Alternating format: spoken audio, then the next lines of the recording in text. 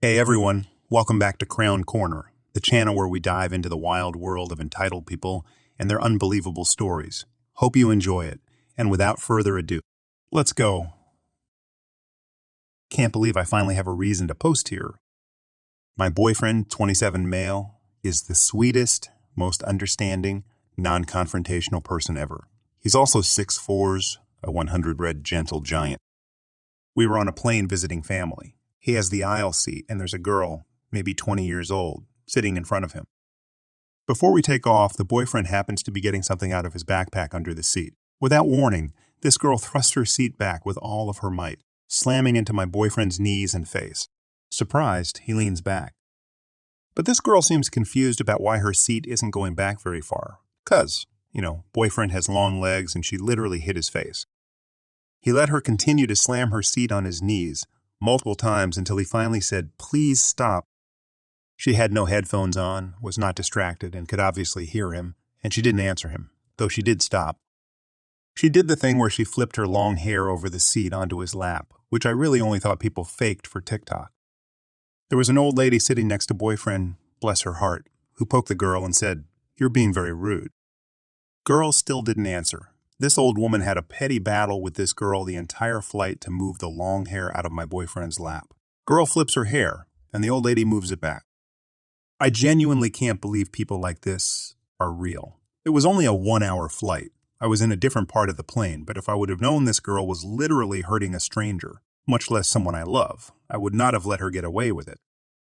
She needed to move her seat up for takeoff anyway. He didn't let her push her seat back again, though she really tried. Never a single word from her through the entire ordeal. Absolutely insane. So I, 27 male, have a sister who's a few years older than I am. I'm not sure how old she is now, as we have as little contact as possible. For as long as I have been alive, I can say that she is responsible for 99 of the problems my family and I have had. I have 2 brothers and a mother. My father was an alcoholic who drank us out of our first home. Story for another day, I guess. But due to that, we moved in with my grandparents. Well, that is except for my sister, who moved in with her godmother for reasons at the time I was completely unaware of. It turns out my nan had already figured out what she was like and didn't want her in her home. I am the youngest of my siblings. My brother, 28 male now, is so heavily disabled mentally that he was the constant target of abuse from every kid he came into contact with. My eldest brother and I were always being attacked because we were simply related to him. But he can't be blamed, as apart from school and the odd trip down to the local warren with my other brother, and myself never left the confines of our grandparents' garden. I was talking to my sister about it one day. I was about 6 or 7 years old at the time. I mentioned how the only good thing was that they simply didn't know where we lived. Little did I know that was a mistake. The next day, she showed up with over 20 of the worst kids and led them into the front garden, which was surrounded by trees and an 8-foot-tall hedge, and loudly called my brothers and me out. We very rarely saw my mother, as she slept in a tent in the front garden and was out all day every day working to get us our own home again. As such, my 80-year-old grandfather went out to see what was going on. When he saw that they not only began tearing up plants and breaking garden furniture, my nan and I used to spend my days off of school planting flowers and looking after the garden, so this pissed him off. They also took everything they could out of the tent my mother lived in. They then began squaring up to my grandfather, and one even pushed him. It was at this time my older brother, now 31, appeared as if from thin air. He's always been on the heavy side, but he sent these kids scattering with ease. Don't think they even heard him. Then began a standoff between them at the garden gate as they threw stuff at us while we waited for the police. The entire time my sister, who couldn't have been more than 13 at this time, was leaning on the wall across the road, smoking, laughing, and shouting for them to just jump the gate and get in the garden again. This ultimately ended up with kids coming to our home daily, running in the garden, stealing things. Quite a few times I'd be sitting there with my disabled brother chatting, and kids would just run into the garden and start beating us black and blue. My sister's laugh was always close by. If we were lucky, my eldest brother would respond, but if he wasn't there, we would just have to sit there and take it until my gamps would shout at them. He even started keeping walking sticks he didn't need by the front door just in case he needed a weapon. She would also regularly call my mother and tell her that my brothers and I were out breaking windows and stealing from shops. As I mentioned earlier, there was a good few years where we saw her maybe a handful of times a month. And due to us being poor and my sister stealing from her godmother, even after she passed away, was the only one with a phone. I can't say about my brothers, but due to her influence I had no friends in school, and my older brother having severe anger issues meant that apart from my cat and my grandparents, I was completely isolated. So when my mother would appear and begin to scold me for things that hadn't happened only made things worse for me. It took me years to get over the thought that I wasn't good enough for anyone and just caused problems wherever I went. She also began lying about being attacked and bullied in school, leading my mother to stop working and run to her side in school. This would not be the last time she lied about things of this nature. My grandfather passed away in 2014, so I moved in with my nan to look after her. After a year, my sister offered to move in with the kid and her boyfriend if they could stay in the house after she passed. My nan, agree, as stated before. My nan and sister hated each other. It was only a matter of time before she split with her baby daddy. She came to live with my mother and I, and this began the worst year of my life. We eventually got a new home, and my sister refused to move in with us, staying instead with a family friend, which I don't remember having an opinion on at the time. I simply didn't want anyone to notice I was alive, let alone put forward an opinion. And my mother came home one night over the moon that she had made sewn 100. I don't remember how, but she said we would go out the next day as a family and have fun. My mother woke us the next day and couldn't find her purse, that she always kept by the front door. We spent the next 5 hours tearing the house apart looking for her purse. Then my sister walked in and asked why the house was turned upside down. When my mother told her, she began to help look for the purse for about 30 seconds before finding it. She claimed it was on the table by the front door. The table at this point was in the living room and in many pieces as I had taken it apart to see if it had fallen down the back of the drawers. My mother took the purse off of her to find no money in it. When she asked where the money had gone, my sister replied, "OP probably took it. He's always been a little thief," and walked out the front door. My mother, for many years before and after this, believed everything my sister said as gospel. So while my brother stood up for me, it was no use, and I was punished. A few weeks later, I was painting some Warhammer at home when the house phone rang. It was my mother. She claimed my sister was a few minutes down the road and had just been attacked. My mother asked that I run down and take care of her and bring her home. So I did. I took off sprinting as any good brother would do. I was an Army cadet at this point, so made it there in maybe 3 minutes. She was leaning on a garden wall, smoking, and began shouting abuse at me for not being our mother. She then punched me in the stomach and began walking towards my home. After getting my breath back, I followed. She hid herself in the kitchen, and I sat down at the folding table I had set up by the front door to paint some more Warhammer. I don't know why, but she pulled me out of the chair I was sitting in, kicked the table over, and pinned me to the wall by my throat and began screaming at me. I can't remember what she said, only that I was terrified.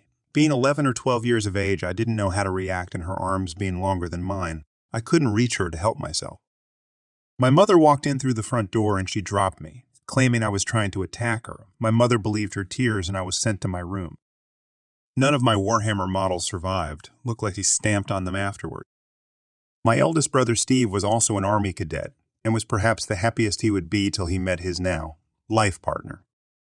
He had a group of friends and my sister failed multiple times to turn them against him, going even so far as to join the cadets herself to try and turn them against him. When all else failed, she claimed that one of the group had raped her. Nothing came of it as he was halfway across the country with my brother at the time it was supposed to have happened. Either way, my brother, being a good brother, decided to believe his sister, and many of his friends went their separate ways. This is not the last time she would claim someone raped her. My mother has several debilitating disabilities and thus had a drawer in her room filled with prescription painkillers. My eldest brother had moved out a few months prior, and I began getting flash headaches.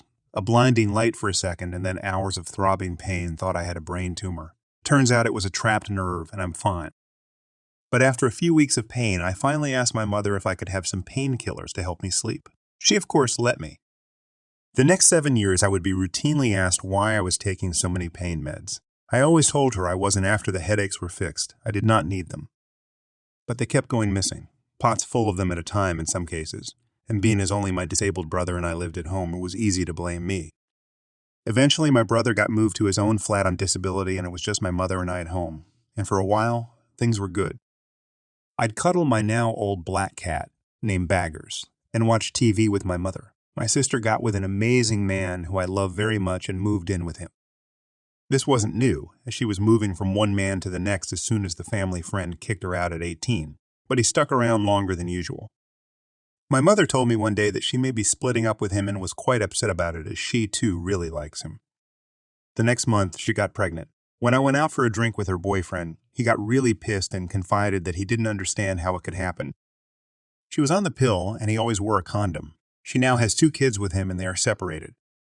It was shortly after that she claimed a man she was working for was sexually assaulting and raping her on a daily basis and got the police involved. Of course, they found no evidence but turned my Nan's house into a fortress, welding plates over the letter flaps, setting up cameras, and reinforcing all the doors and windows. This drove my Nan insane, saying that she'd lived in the house since it was built over 60 years ago and had never felt scared, probably because my granddad was a beast of man, but you never know. The man she claimed did all of this is her new current boyfriend who looks after her kids. See, told you I'd post TikTok fams? I was working from 10 p.m. to 6 a.m. in a warehouse as a janitor. I was a supervisor with one team of 2 doing the work of 10, except my staff didn't do the job and all my complaints fell on deaf ears, meaning I had to come in early and finish late to get all of the work done. Not so bad. I could always come home after 13 hours of work and sleep right. Wrong? My sister moved the kids in with her, and every day would wait for me to get home. Wait for me to settle in bed, then kick my bedroom door open and throw my now awake nephews at me. This went on for 6 months, getting maybe 2 hours of sleep every 2 days, and cycling an hour and a half to and from work didn't help either. About 3 months and my mother met, who I now call my stepdad. I love this man, a mechanic, farmer, carpenter, you name it, he can do it type of guy. Turned our back garden from a patch of mud into a place to sit in the sun. Sheds, decking ponds, you wanted, he made it. And just like my Nan, he figured her out immediately and from day one was defending me. I lost my job at the warehouse and was working part-time as a barista and looking for an exit door for my life when an old friend contacted me from South Ireland. Look, OP, I know you lost your job and you're going through a lot right now. I've got a job and I've got a bed for you. I'll pay for your ticket, just get over here. And with a day, maybe 2 considerations. I took him up on the offer and his brother came over to collect me. I was there maybe a week before my mother phoned me crying her eyes out. Turns out that after I left, she lived alone with my stepdad. Her pills kept going missing. So she set up a trap. She bought a safe and put all her remaining pills bar 1 bottle in it. She knew my sister was dropping by. When she went to use the toilet, she took the pot. As my mother went up after she had left and finally knew I was innocent, 7 years of suspicions and arguments driving a wedge between my mother and me. It opened her eyes, and in turn, I opened up. I bombarded her with every single problem I have ever had. Every time she punished me for her lies or her stealing things. 20 years of hate poured out of me, a bit like here now I think about it. The only thing I never understood was why she always made me her target. I once told someone that I had great instincts and knew if a person was a bad person simply by looking at them. And to this day, I've never been wrong about a person. And when I talk about my sister, people often ask, do you have that ability because of her? Is it that you see aspects of her in people? And that's why you instinctively hate them? And if so, I can thank her for one thing at least. Sorry for the ranting of this. It was only going to be a small rant, but once I started, I couldn't stop. The pain and suffering she has brought to not only me, but my family. Even my saint of a grandfather who loved everyone hated her. And that takes a lot. I thought the man incapable of hate. But as I sat and listened to him in his final months, he proved me wrong. So there we are, me and my mom, just trying to get our grocery shopping done on a regular Tuesday afternoon. You know how it is, the usual hustle and bustle at the local supermarket, and we're weaving our way through the aisles, filling up the cart with essentials. Now, let me give you a bit of background about my mom. She's this feisty 70-year-old lady who's got no time for nonsense. Raised 3 kids, worked a 9 to 5 for years, and now enjoying her retirement. But still, she's got that attitude. Don't mess with Mama Bear. So we're in the snack aisle, debating whether to go for the regular potato chips or try something wild like Kyle chips. Mom's idea, not mine. When out of nowhere, this woman, let's call her Karen, because, well, it fits, comes barreling down the aisle, eyes glued to her phone, like it's the last. Meme on earth. My mom, being the candid woman she is, pipes up, "Hey, watch where you're going, lady. There are other people in this store." Karen, without missing a beat, shoots back with a glare that could melt ice. "Mind your own business, Grandma. I'm multitasking here." Now that's the wrong thing to say to my mom, Grandma. "Oh no, you didn't." Mom, undeterred, stands her ground. Multitask all you want, but don't run over people in the process. Common courtesy? Ever heard of it? I swear, it's like a showdown in the Oak Corral, but with grocery carts. Karen, in all her entitled glory, shoves her cart forward, clearly not intending to give an inch. And that's when it happens. She deliberately shoves my mom, who, mind you, is a septuagenarian just trying to enjoy her retirement and some damn kale chips. I see red. My mom stumbles, catches her balance, and gives Karen a look that could curdle milk. I, on the other hand, channel my inner superhero and, with more adrenaline than fines, pull out my phone to dial 911. I can hear Karen in the background screeching about how we ruined her day, and she has rights and whatnot. Lady, you just assaulted a senior citizen over a phone addiction. Spare me your sob story. The cavalry arrives in the form of two unsuspecting store security guards who probably thought they were dealing with a routine shoplifting situation. Instead, they walk into a full-blown family drama unfolding in the snack aisle. I give them the rundown: Karen's reckless cart maneuver, the shove, my mom's heroic recovery, and they take charge like seasoned pros.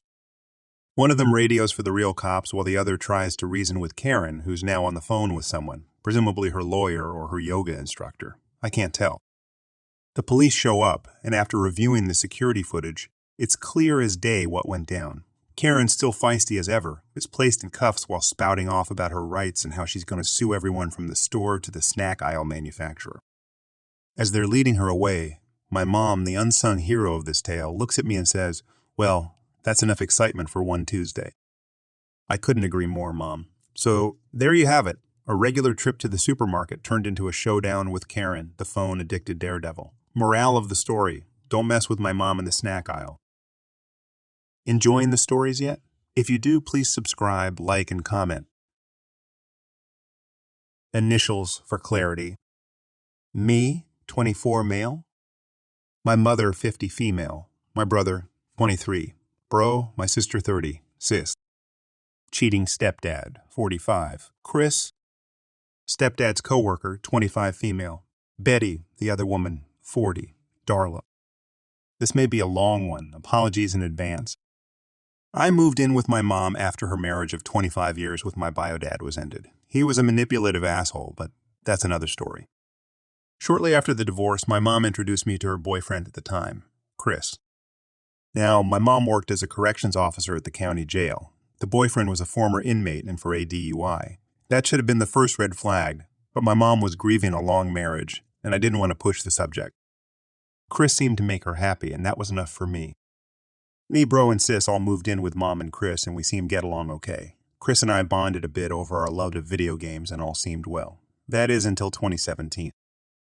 Due to Chris's prior DUI, he had to go in regularly for probationary checkups at the courthouse. One day, he didn't return, and we got a little worried.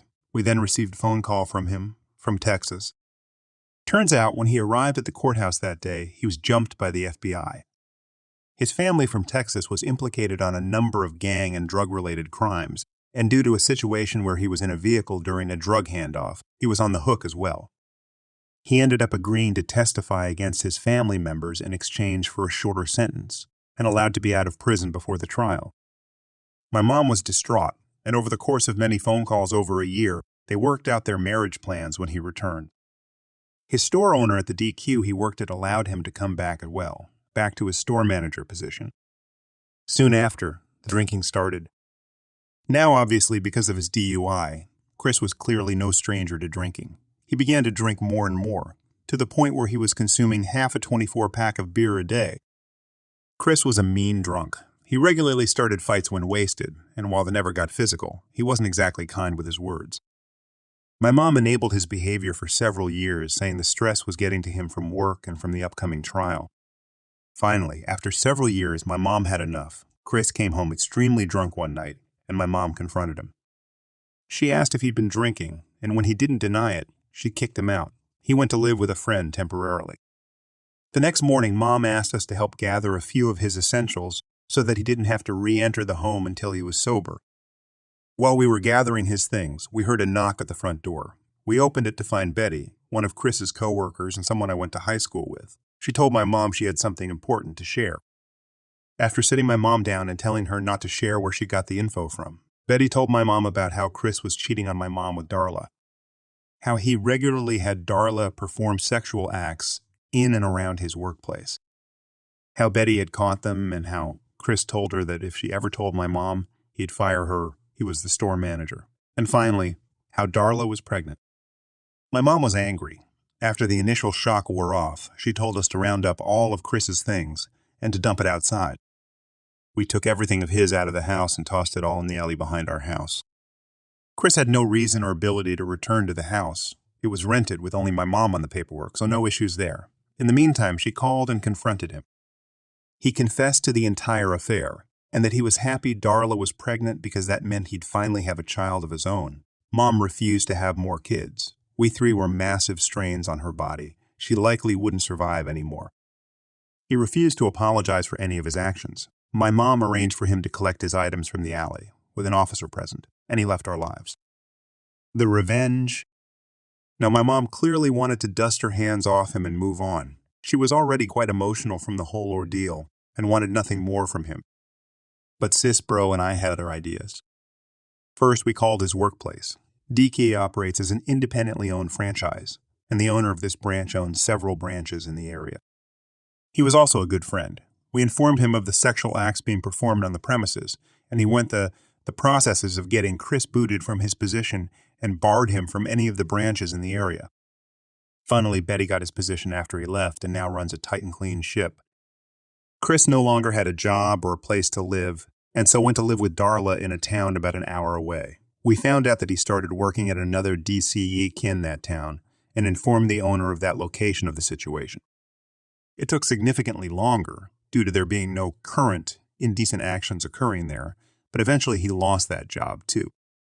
Soon after, Chris began driving around our neighborhood, seemingly stalking my mom and our family, probably because of his job loss. Now, due to the whole situation in Texas, he never had his probation lifted for his DUI, and thus still did not have a license.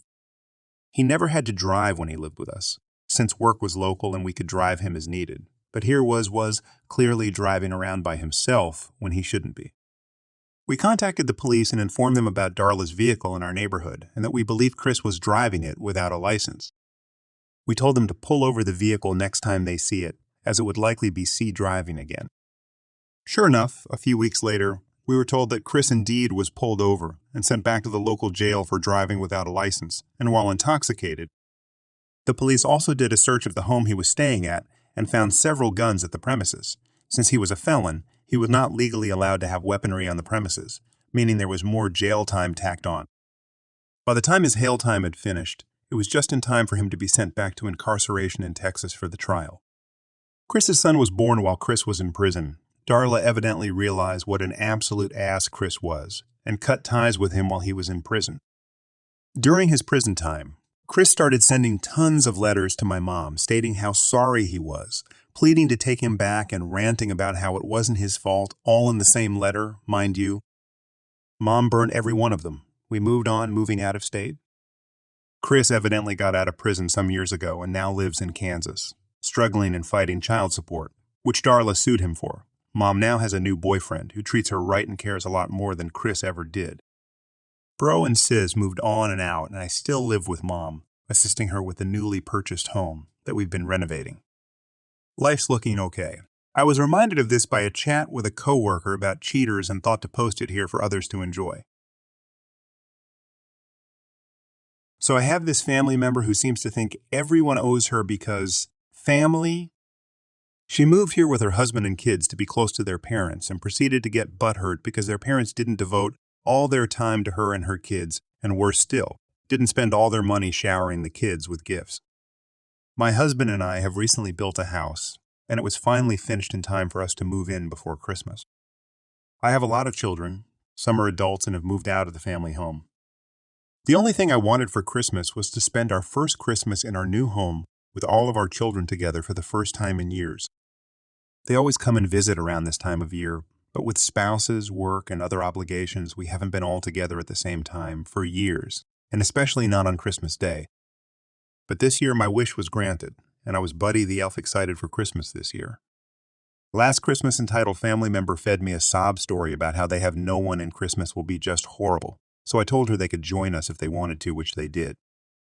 They proceeded to drink all the cocktails within minds, just slamming them down one after the other. Sat around complaining about the heat, complaining about other family members. 8 then left. I didn't really mind. If I'm honest, I had a migraine and was cooking in 40-day heat, so I didn't really have the capacity to care. I had been talking about my plans for Christmas this year for months, moving into the house and having all my kids home. Entitled family member had plans of their own. They were all heading out of town and visiting other family members over Christmas. All is well. No issues. No problems. Well, if that were the case, I wouldn't be here now, would I? Christmas Day rolls around, and as planned, I had all my kids home, all the adult kids' significant others. It was a fantastic day. After Christmas dinner, I got a text message saying we're no longer family. Obviously, I reply with "what the F?" and get a response saying we're not family anymore. She's done. Insert threats of self-harm and hopes I have an amazing life. I had absolutely no idea where all this was coming from, but I guess in the warped mindset that is entitlement, it all made sense to her. After a lot of back and forth trying to figure out what the problem was, turns out their Christmas plans fell through, and they had to come home before Christmas. Apparently, I'm a massive AH because I don't spend all my time stalking people on social media and therefore didn't know they had returned home. I'm an even bigger AH because I didn't invite them to my house for Christmas Day. I've been very clear in the lead up to Christmas. I know the entitlement runs deep with this one, and had said multiple times that Christmas was the first Christmas in my new home and was being spent with all my children. No one else? No extended family? No friends? Just me, hubby, our kids, and partners? At one point, after asking what the problem was and getting no closer to an answer, I came straight out and said, "Is this all really over the fact I spent this Christmas with my kids and didn't invite you and your family this year?" Turns out that's exactly what the problem was. They'd had to come back home for whatever reason. She's ostracized herself and her family from the rest of the extended family, so they spent their Christmas in their own home with just her hubby and kids, while I was making the most of my day with my hubby and my kids, and it hurt her feelings that my adult children had their long-term partner here as well. Apparently, my kids' partners aren't family, because being in serious monogamous relationships for years means nothing, and she's blood, so she should have been invited. Am I missing something here? Where in the family rule book does it say, I have to invite every man and his dog to my home for every special occasion? Where does it say everyone else's happiness is my responsibility? How do seemingly normal people build a mindset of the whole world owes me? It just happened yesterday, and I'm still pretty irritated with the whole situation. Hell, maybe I'm the problem. Sorry if it's too long for you. Also, there's a few minor details I changed, just in case my nephew comes across this post. I have many stories about my sister's entitlement. Marrying men for their health insurance for a surgery and then divorcing a few months after the surgery. Once she got mad, she wasn't invited on someone else's vacation, and when that person broke down and finally invited her, she got even more mad because they gasped and wanted her to pay for herself. That one pissed me off because she brought my name into it. Currently, she's been without a job for 3 years and lives off her boyfriend and her adult kids. And know if she told me my nibblings were going to spend Christmas with their dad's side of the family, so she was trying to plan a day for her to go stay the night with her daughter and do a small dinner. She invited me to go, and I told her I would have to get back with her because I have yet to get a Christmas schedule with my ex. At the end of November, my youngest had been a little rude with her. She told me to tell my daughter if she acted out while we were there, then she would put her in a room by herself. I told my sister, first off, I never said I could go, and second, if you're going to threaten my daughter to be put in a room by herself, then I'd rather just not go at all. My sister told me I have to go because my niece is excited to show her aunt, me, her new apartment, and she will be heartbroken if I don't go. She added at the end, but don't tell Hesiara I told you that because she'll be embarrassed. In other words, don't mention it to my niece because she just made that up to guilt me into going. After that, I felt obligated to go. I know I could have said no, but I did want to see my nibblings. Beginning of December, she asked to borrow $20 for food and then spent $50. She said she could pay me back later in the month. Last week, she told me she'll just use that $50 she owes me to help pay for the Christmas dinner. So now I'm expected to pay for part of the dinner. I wasn't too upset because I figured I would buy something, but I definitely couldn't spend $50 just on dinner. I needed that money back for my bills. Fast forward to yesterday. We're on our way to gas up and then leave town. I told her that I planned on throwing in about $10 to help with gas. I know it's not much, but I'm on budget, and none of this was planned. We get to the gas station, and she tells me she actually needs me to put more money in on the gas because she only had $10. So I had to put $25 in her tank. At that point, I realized why I was invited. She needed money to fund this one-night getaway. We get to my niece's house, and she starts making the grocery list. We had to add a small lunch to the list because we hadn't eaten yet. I told her my oldest needed something soft to eat because she just had dental work. I told her exactly what to get her, and she could use the money she owed me to pick it up. She took my oldest with her to the store. When they got back, my oldest came up to me and quietly asked if she could talk to me. We go outside, and she tells me that my sister told her she's getting what she wants and my daughter will just have to deal with it. Then my daughter lets me know my sister didn't get a receipt, and she spent all of the money she had. Before she left for the store, I told my sister I wanted the receipt so I knew how much I was spending and on what. I went inside and went up to her to ask for the receipt and the rest of the money she owed me. She had neither, which I already knew. I asked for clarity, so I'm the one who paid for all of dinner. She says, I told you yesterday morning that I didn't have much money. Sarah has to pay for the gas to get us back home. She said it as if I needed to be grateful we would have gas to get back home. She still had over half a tank. This morning at the gas station, she handed me a $50 to go pay $20 for gas and said I could get my kids donuts. Then in the car, she made a snide remark that she was nice enough to buy them donuts and they needed to be nicer to her. Somehow I didn't snap at her, but Lord knows I wanted her really bad. I have to ghost her for a couple of days before I can even approach this whole issue, because if I don't, I'll get pretty mean and I don't want to be the asshole. If I'm a jerk in any way, she'll run to family members and twist the whole story around to make her look like a victim, just like she's done in the past. This behavior of hers is literally the main reason I am no longer close with most of the extended family. If you got this far, thank you for reading my vent. I have so many stories of this grown woman being entitled. Also, wanted to specify that when we were at the gas station and she said she only had $10, she meant she had only allotted $10 for gas. She did have more money, but she was using it to buy the dinner. As I read through looking for autocorrects that I missed before I posted, I realized that might confuse anyone who reads this. Second edit. I feel like a lot of the comments are the same, so I'll address a couple of things. I am not an enabler. A decade ago. Yes, you probably could have called me that, but not today. I do call out my sister on her bullshit. Hell, that's one reason why we're no on. I'm in my late 30s and she is in her late 40s. We have gone NC off and on through my early 20s over me going off on her bees. Sometimes it was 6 months, sometimes a year, but the longest was this last time of 2 years. I spent more than a decade in therapy to undo my mom's bullshit, and my sister was sometimes a subject that I talked about in there. Another thing, my immediate family know how she is. So do my good friends who I've had 20 years. My older brother and dad don't like to mess with her at all because she does the same crap to them. She tries to act like she doesn't know why or if she is in the mood to admit why. Then she makes it look like they slighted her, and it's her not talking to them. My extended family was what I worried about, and I say that pretty loosely. In all honesty, I guess I don't care what they think of me. I don't speak to any of them. I just get tired of being talked about. To be even more honest, those relatives probably talk shit on everyone. An incident in August left my sister with an accidental voicemail of 2 of my aunts talking shit about her not having a job. So maybe they have figured it out? Thanks for joining us. If you enjoyed the video, don't forget to hit the like button and subscribe for more captivating stories. Share your own experiences, opinions in the comments below, and let's keep the conversation going. Until next time, stay tuned for more epic tales.